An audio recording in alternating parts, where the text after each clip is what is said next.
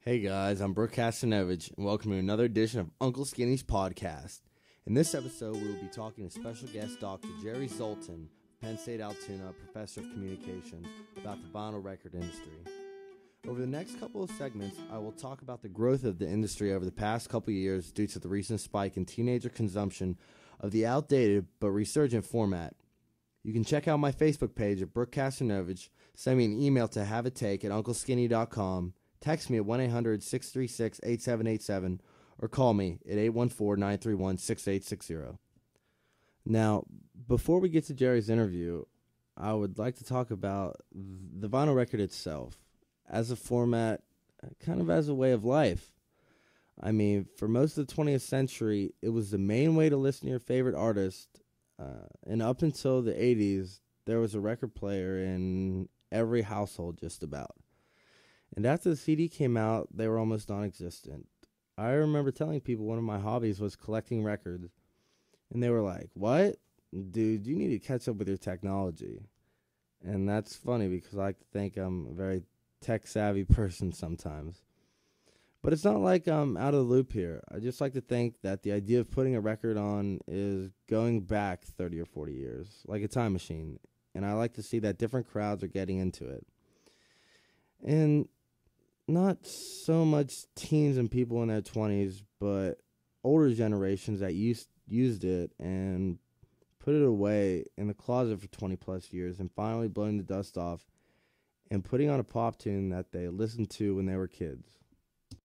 Now, we had a special guest on earlier who kind of shares the same ideas I do about the record, and he's been doing it way longer than I have. He's been collecting and digging for about 30 plus years, and I've been lucky enough to have him in class as a professor, and he's great, and he shares just about the same enthusiasm for collecting records as anybody. And I'm glad I had to sit down with him, and we'd like to play a clip from Dr. Jerry Zolten. I know you're a very avid collector. In the age of digital media and MP3s and iPods, do you think people still like and enjoy the format of vinyl records that you've seen? Well, I know that they do, and when you say people, I have to break it down. I know people in my age range, 60, 50, 60 and up, who obviously grew up with vinyl, and so that makes sense. Many of them still have the collections they accumulated, back in the day. What surprises me is how many younger people, including college-age kids, are still interested in vinyl. And these days, it's not unusual for some of the top recording groups to release some of their work on vinyl for those who enjoy it. I think there's a couple of reasons for that. I think that there's a visual component to music, and like having something physical instead of just an audio file. The album cover, right, was always something very cool to look at. It, in the best cases, it was a work of art. Right. And then on the back, you could read all this stuff about the tracks and anecdotes about the performers. And, when you do digital, there is no visual component to speak of. Do you have any advice to any newcomers who want to start collecting? Stay out of my territory. No, the best thing to do, really, you can go online to eBay and you can go into big city record stores, but you're going to pay premium prices. I think what I would recommend to somebody starting out is hitting up those the Goodwills, the Salvation Army store, the little neighborhood thrift shop, the yard sales, and the flea markets. Inevitably, you're going to find many records to choose from, and at prices that are, a quarter. For this first pressing Beatles album, or whatever it is. So I would just do that, and you should get a pretty good start. The thing that I think is at the heart of my interest in vinyl and shellac mostly is that there are brilliant pieces of music that simply have not been digitalized. It's a discovery of some great performance, maybe from the 20s or 30s or 50s, that you are never going to find collected on some CD somewhere. And it's usually, by some obscure artist you never heard of. Maybe some early rock and roll performance that, you've got the only known copy. It's kind of cool, and that's a big attraction. All right. Do you use digital music at all? Is it better, like, convenience-wise? Well, I digitalize almost all of my important recordings. Now, I don't collect for nostalgia's sake. That is to say, a lot of people will buy records that they remember from when they were a kid or that meant something to them. I try to buy things based on how I view them as their importance in terms of laying the groundwork for, quintessential American rock and roll and rhythm and blues and that sort of thing.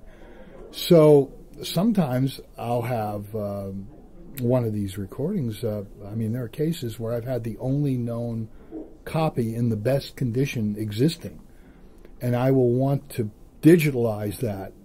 And in fact, I am approached by record companies that are putting out collections of early music. I've made some of my shellac discs available to be digitalized and released in CD packages.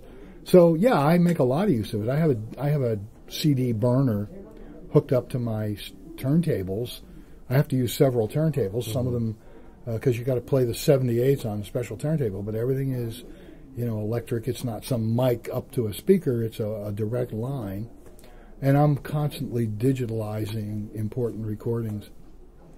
In fact, I hang out with a bunch of people that age and range from college to me. We get together about once a month at a friend's house, and I'll bring my best finds of the month. The guy who hosts this will have his best finds of the month, and anybody who comes to the session, as we call them, brings whatever they want, and we sit and party and burn them onto CDs. We can get 20, 25 tracks on a CD, and then everybody gets a copy of the CD. It's how we share the music. Wow, that's... So we do this about once a month over in State College. Oh, that's... Now, do you go digging with these guys for we stuff? We're all loan sharks, In fact, okay. In fact, if I run into one of them out at the flea market, I try to distance myself as quickly as possible. We compete sometimes, but I've gotten to the point where people call me. I don't have to, I'll get calls, hey, I got this old record collection, you want to come and take a look? And 99% of it is going to be just awful, But boy, the one or two that are great. Just last week, I ran into a guy at a party, and he said, hey, I got some of those old 78s, and we don't care about them. You want to take a look? And so I'm looking, and I'm seeing a seminal R&B recording from the 1950s by a New Orleans artist named Smiley Lewis. And it's this great Mardi Gras tune called Tina Na. And the guy didn't want it, and it's a fabulous recording. So it happens all the time. Every time I listen to Dr. Zolten talk, it's amazing. He has so much insight into the world of music, and especially early rock and roll and blues. And it's great anytime I get to sit down with him. And unfortunately, that's all the time we have for today. But I would like to get your thoughts on things, so email me at bak5166@psu.edu, and you can reach me on my Facebook fan page on Brook or Uncle Skinny. So thank you, and join us again.